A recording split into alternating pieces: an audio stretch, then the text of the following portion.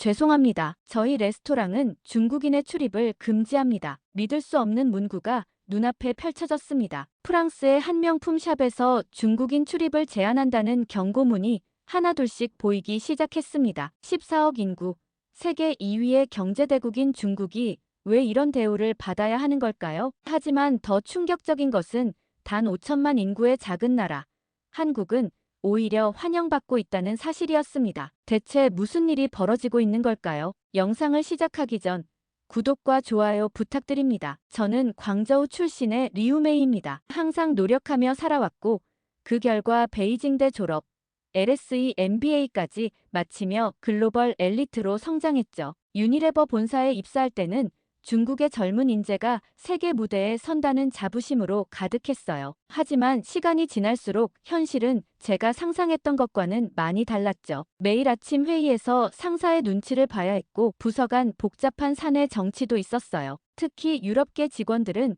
은근히 중국을 견제하는 태도를 보였어요. 회의 때마다 중국 시장에 대한 이야기가 나오면 누군가는 꼭 중국의 데이터를 신뢰할 수 있나요? 라고 물었죠. 중국 소비자들의 트렌드를 설명할 때도 그건 선진국 시장과는 맞지 않아요 라는 식의 반응이 돌아왔고요. 우리나라의 빠른 성장이 그들에겐 위협으로 느껴지는 것 같았어요. 그 중에서도 프랑스 출신 루카스는 정말 심했습니다. 신제품 기획회의에서 점점 더 노골적으로 중국을 깎아내리는 발언을 하곤 했죠. 중국 소비자들은 품질보다 가격만 중요시해요. 중국에서는 짝퉁이 너무 많아서 이런 말들이 계속됐습니다. 어느 날 해외 프로젝트 팀 미팅 후 회식 자리였어요. 다들 휴대폰을 보며 웃고 떠들었는데 저만 빼고 무언가를 돌려보는 분위기였죠. 처음에는 그냥 넘기려고 했지만 점점 더 소외감이 커졌어요. 결국 무슨 영상인데 그래요? 라고 물었죠. 그때 우리 팀의 한국인 김민준 씨가 저를 배려해주는 모습이 나쁘지 않았어요. 리우메이 씨는 안 보는 게 좋을 것 같아요 라며 조심스럽게 말했죠. 평소 차갑고 진지해 보이기만 했던 그가 저를 생각해주는 모습에 아마도 그때부터 좋은 마음이 생겼던 것 같습니다. 아무튼 민준 씨가 만류했지만 저는 괜찮다고 옆자리에 있는 수잔에게 보여달라고 했어요. 영상을 본 순간 얼굴이 화끈거렸죠. 중국인 관광객들이 유럽의 유명 관광지와 제주도, 방콕 등지에서 길거리나 공원의 대변을 보는 장면들이었어요. 심지어 어떤 부모는 아이를 안고 쓰레기통 옆에서 볼일을 보게 하고 또 어떤 사람들은 잔디밭이나 분수대 근처에서 아무렇지 않게 용변을 보고 있었죠. 당황스럽고 부끄러워서 어떤 말을 해야 할지 몰랐어요. 순간 머릿속이 복잡해졌지만 애써 침착한 척하며 말했죠. 아마 극히 일부 사람들이 그런 행동을 한 거겠죠. 이건 말도 안 되는 행동이에요. 분명 누군가 악의적으로 편집해서 올린 영상일 거예요. 다행히 그 뒤로 별다른 말들은 안 하고 다른 주제의 이야기를 하면서 지나갔습니다. 그때는 다들 저의 의견에 동의했다고 생각했었죠. 몇 주 뒤 우리 팀은 파리에서 열리는 글로벌 마케팅 워크숍에 참석하게 되었어요. 우리 팀에서 5명이 함께 가게 되었고 민준 씨도 참석하는 일정이라 내심 기대가 컸죠. 지난번에 봤던 영상들로 인해 중국이 오해받거나 잘못된 이미지로 비춰졌던 게 떠올랐어요. 그래서 이번 기회에 유럽에서 중국의 위상을 제대로 보여주고 특히 민준 씨에게도 중국이 대단한 나라라는 걸 인정받고 싶다는 생각뿐이었어요. 그런 마음을 안고 우리는 파리샤를 드골 공항에 도착하자마자 입국 심사장으로 향했어요. 민준 씨는 한국 여권을 들고 자연스럽게 자동 입국 심사대로 걸어갔죠. 영국인들도 마찬가지였어요. 여권을 기계에 대자 삐빅 소리와 함께 초록불이 켜졌고 심사관이 봉주르 한마디만 건넨 뒤 그대로 통과됐어요. 입국 신고서도 필요 없었고 질문 한마디 없이 1분도 안 돼 입국이 끝났죠. 하지만 중국 여권을 든 저는 전혀 다른 상황이었어요. 자동 입국 심사대는 애초에 이용할 수도 없었고 일반 심사줄에서 무려 40분이나 기다려야 했어요. 제 앞에 있던 다른 중국인들도 하나같이 까다로운 심사를 받고 있었어요. 드디어 제 차례가 됐는데 심사관은 마치 범죄자를 대하듯 차가운 눈빛으로 여권을 한참 들여다봤어요. 비자를 확인하고 회사 초청장을 확인하고 호텔 예약까지 하나하나 꼼꼼히 체크했죠. 다른 나라 사람들은 간단히 통과하는데 저만 구석으로 불러내 추가 신문까지 받았어요. 그 모습을 지켜보는 민준 씨의 시선이 느껴졌어요. 속에서 화가 치밀었죠. 우리가 더 위대한 나라에서 왔는데 왜 이런 취급을 받아야 하지? 한국보다 중국이 훨씬 강한 나라야. 그런데 왜 이런 차별을 받아야 해? 민준 씨에게 잘 보이고 싶었던 마음과는 너무나 다르게 상황이 흘러가서 더욱 속상했습니다. 혹시 한국이 진짜로 더 인정받는 나라라는 걸 세계가 당연하게 생각하는 걸까?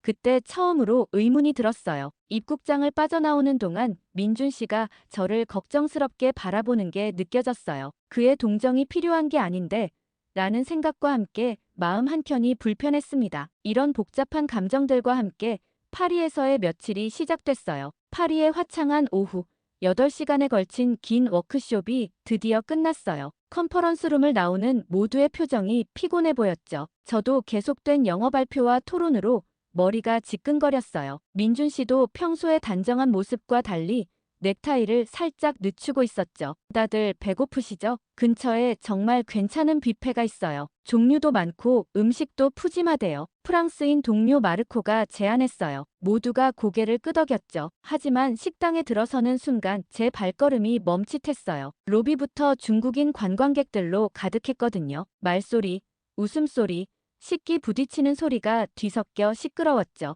평소 같았으면 반가웠을 텐데 이상하게 마음이 불편했어요. 특히 민준 씨 앞이라 더 그랬던 것 같아요. 뷔페 코너는 완전히 아수라장이었어요. 빨간색 조끼를 입은 중국 관광객 50여 명이 음식이 나오자마자 한꺼번에 몰려가고 있었죠. 빨리 안 담으면 없어져. 라고 외치는 중년 남성. 이것도 가져가야 해. 라며 서로 음식을 추천하는 아줌마들. 그들 사이로 휘청거리며 넘어질 듯 음식을 나르는 모습들이 보였어요. 특히 해산물 코너는 더 심했어요. 중년 여성 한 명이 새우를 접시에 산더미처럼 쌓아가는가 하면 다른 사람들도 서로 경쟁하듯 랍스터와 게를 집어갔어요. 음식이 바닥나면 주방에서 새로 나오기를 기다렸다가 또다시 쏜살같이 달려가는 거죠. 프랑스인 직원이 제발 조금씩 가져가 주세요라고 불어와 영어로 반복해서 말했지만 아무도 신경 쓰지 않았어요. 오히려 어떤 중국인은 우리가 돈 내고 먹는 거잖아. 라고 큰 소리로 말하기도 했죠. 직원들은 한숨을 쉬며 바닥에 떨어진 음식들을 계속 치워야 했어요. 주변의 유럽인 손님들은 눈살을 찌푸리며 수군거렸어요. 일본인 관광객들은 아예 다른 구석으로 자리를 옮겼고요. 유럽인들은 차분히 줄을 서서 자신의 차례를 기다리며 조용히 음식을 담았어요. 그때 제 시선이 반대편으로 향했어요. 한국인 단체 손님들이 질서정연하게 줄을 서서 차례를 기다리고 있었거든요. 그들은 필요한 만큼만 음식을 덜어가고 남기지 않으려고 신중하게 선택했어요. 심지어 한 한국인은 중국 관광객이 갑자기 끼어들었는데도 괜찮습니다라며 양보하기까지 했죠. 이런 광경을 지켜보면서 제 마음은 점점 더 복잡해졌어요. 한쪽에서는 조용하고 질서정연한 분위기가, 다른 쪽에서는 무질서하고 소란스러운 분위기가 극명하게 대비됐거든요. 나도 같은 중국인인데 저들과 똑같이 보이는 걸까? 하는 생각이 자꾸 들었어요. 상황은 계속 악화됐어요. 중국인들이 음식을 바닥에 흘리고도 모른 척하고 심지어 냅킨이나 쓰레기를 아무데나 버리기까지 했거든요. 식당 직원들은 계속해서 뒤처리를 해야 했죠. 한 직원은 왜 이렇게 기본적인 매너도 없는 거죠?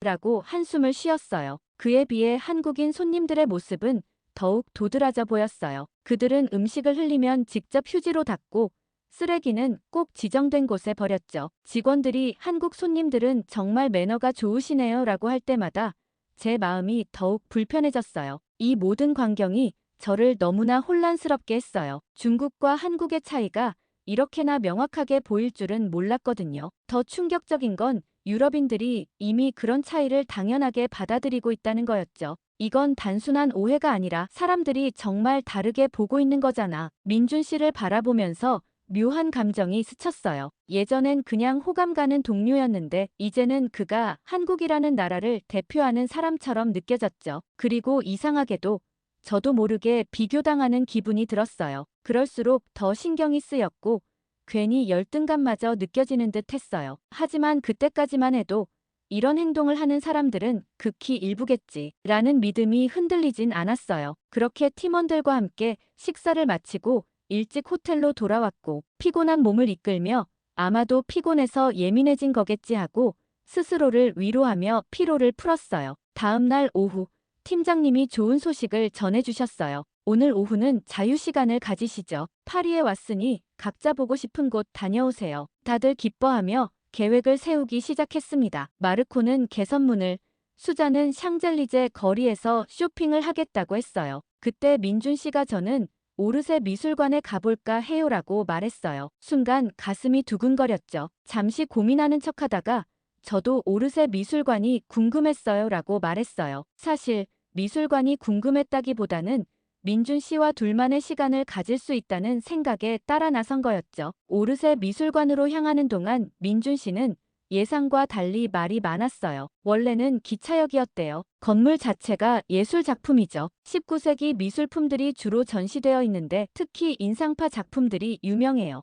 평소의 차분한 모습과는 다르게 열정적으로 설명하는 모습이 새롭게 느껴졌어요. 미술관 입구에서 티켓을 구입하고 들어갔어요. 웅장한 천장과 아름다운 조각상들이 우리를 맞이했죠. 민준 씨가 천천히 전시를 둘러보자고 했어요. 저는 그의 뒤를 따라 걸으며 그의 뒷모습을 바라봤어요. 진지하게 작품을 감상하는 모습이 멋있어 보였죠. 그런데 갑자기 한쪽 전시실에서 유독 많은 사람들이 모여 있는 걸 발견했어요. 호기심에 다가가 보니 놀랍게도 한국의 현대미술특별전이 열리고 있었죠. 백남준 작가의 비디오 아트 작품이었어요. 기술과 예술을 결합한 혁신적인 작품이라는 설명이 붙어 있었죠. 관람객들은 작품 앞에서 열심히 사진을 찍고 도슨트의 설명을 경청하고 있었어요. 옆에서 프랑스인 관람객들의 대화가 들렸죠. 놀라워요. 1970년대에 이런 시도를 했다니.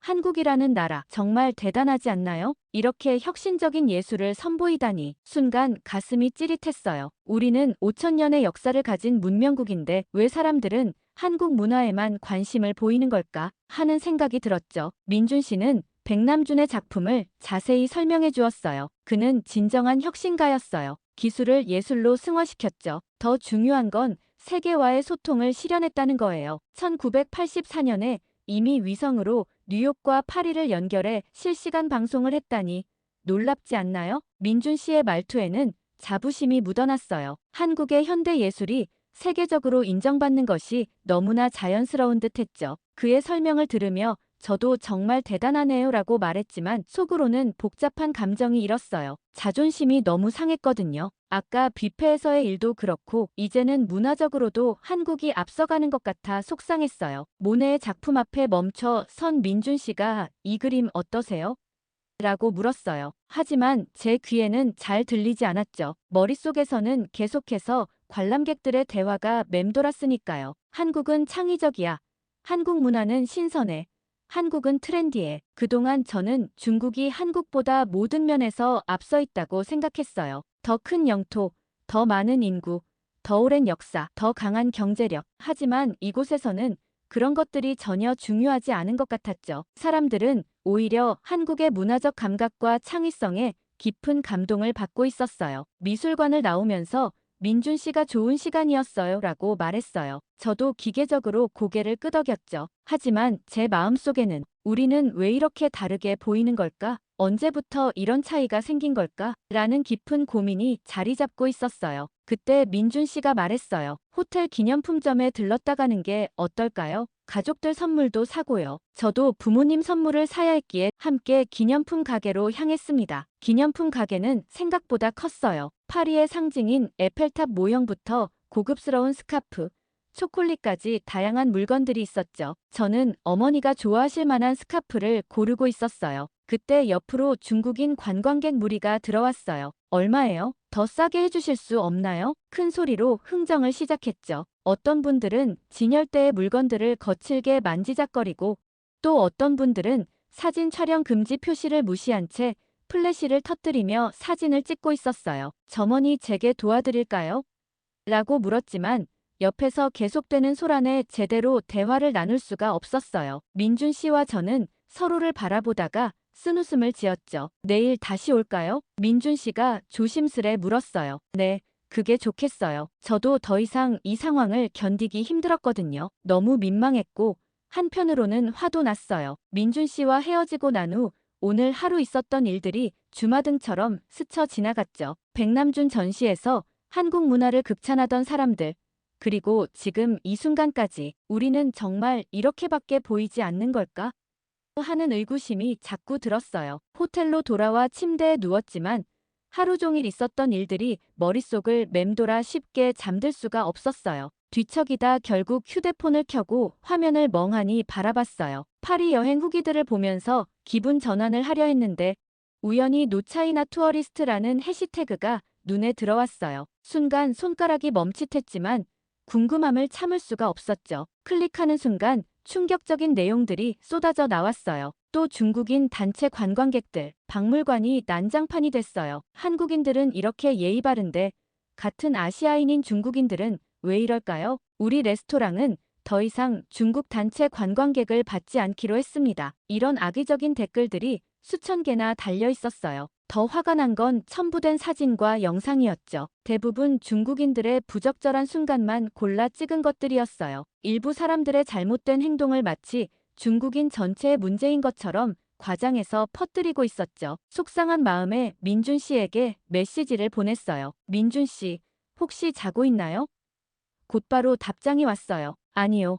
저도 아직 안 잤어요. 무슨 일 있으세요? 순간 망설였지만 용기를 내서 물었어요. 혹시 SNS에서 중국인들을 비난하는 글 많이 보셨나요? 잠시 후 답장이 왔어요. 너무 신경 쓰지 마세요. 일부러 자극적으로 올리는 거예요. 하지만 제 마음은 쉽게 가라앉지 않았어요. 휴대폰을 내려놓고 천장을 바라봤어요. SNS의 댓글들이 자꾸 떠올랐죠. 우리나라 사람들 중 일부가 실수를 하면 왜 중국인 전체를 그렇게 보는 걸까?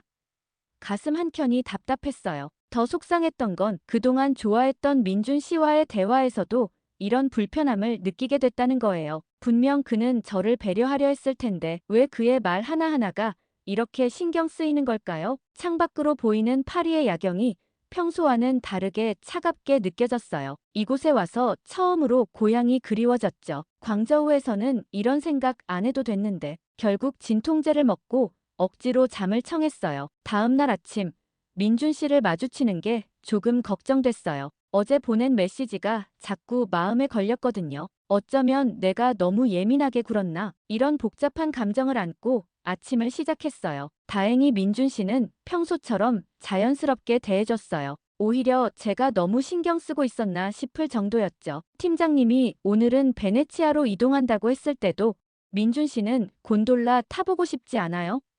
라며 먼저 말을 걸어주었어요. 3시간 남짓한 기차 여행 끝에 베네치아에 도착했어요. 산타루치아 역에서 나오자마자 눈앞에 펼쳐진 풍경에 모두 감탄사를 내뱉었죠. 오후에 햇살을 받아 반짝이는 운하, 오래된 건물들, 그리고 물 위를 미끄러지듯 지나가는 곤돌라까지. 베네치아의 좁은 골목길을 팀원들과 걷고 있을 때였어요. 수백 년 된 건물들 사이로 난 좁은 길.